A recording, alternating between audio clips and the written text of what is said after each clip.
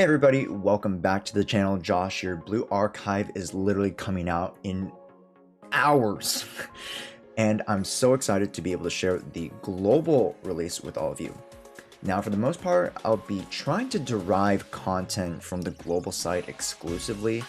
Although it must be said that the information from the Japan servers is really integral in defining the meta, helping us kickstart our journeys on the global side.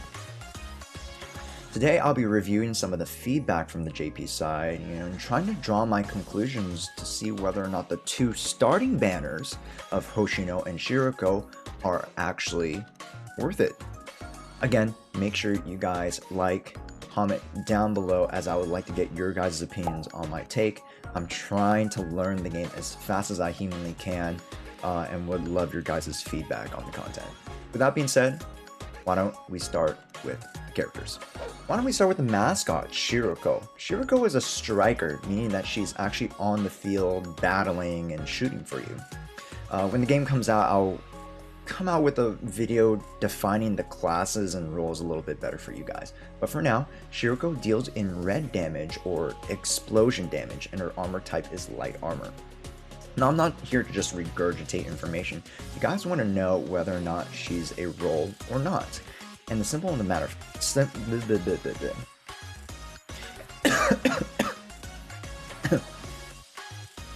and the simple matter of fact is that yes, she actually is a catch.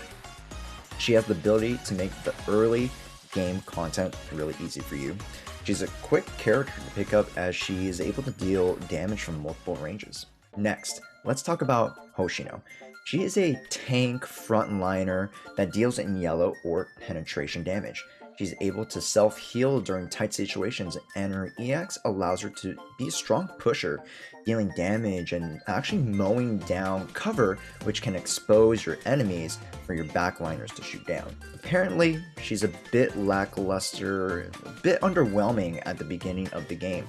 This is mostly due in part to certain types of stages, which actually define the meta. Now is a great opportunity to actually teach you guys about environmental types. There are 3 different types of environments: city, outdoor, and indoors. Hoshino thrives in the outdoor situations, however can get caught with indoor situations. Also, apparently her self-heal that Hoshino has actually isn't really that effective. So you really would like to have a healer paired up with her to give her the sustain that she needs. This can be actually quite troublesome during later game content, and especially during PvP when there are counters to all tank types in the game. If you're planning on picking up Hoshino, you're really kind of living in the future, as they would say, like my boy Elon Musk. Because she isn't the most viable now, but will become a spectacular unit later down the road. But here's the big question. Are these units good enough to prioritize their banners? And the answer, simply, yet unfortunately, is no. Because these characters take a percentage of the total 2.5% of, the standard pool of the rest of the 3-star characters, it would just be more wise if you guys are planning to reroll or whale to do so on the standard banner, as there are units such as Iori, Shun, Hina, Haruna, Hibiki that will serve your guys' accounts much better. Again, this decision takes into account the overall usage and popularity over on the JP side. I highly suggest that all of you stick to the standard banner when rerolling so that you guys can get those premier units that I just mentioned.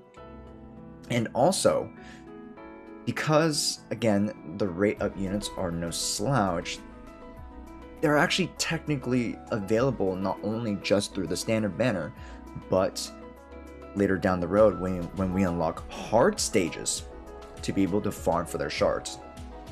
To unlock a 3-star unit, it takes 120 shards of that specific character if you don't actually have the character, i.e. Hoshino or Shiroko. Hopefully, this guide gives you some insight into the banners and into a little bit of the content of the game. I wanted to move all my content out of the way to actually prioritize this video because I thought it would be the most helpful to all of you who are trying to re-roll or who are trying to determine which banner you guys actually want to put your money into. If you guys are interested in characters to specifically go for, go check out my tier list guide. Actually, it's kind of funny because I'm actually going to be revising the tier list, so look out for that in the next couple of days because my opinions of the game have drastically changed as I'm learning more and more in the past couple of days. With that being said, I hope you guys enjoyed. It would mean the world to me if you guys would like, comment down below how much you guys enjoy and are appreciating the content, and make sure you guys also subscribe and ring the bell to get notified when my videos come out. Also go check out my Twitch because I will be live on Twitch around the same time when the game actually releases, which is 23 which is like 11 p.m. UTC or 3 p.m. Pacific Standard Time for the Americans. And with that, my fellow senseis, I'll wrap up this video.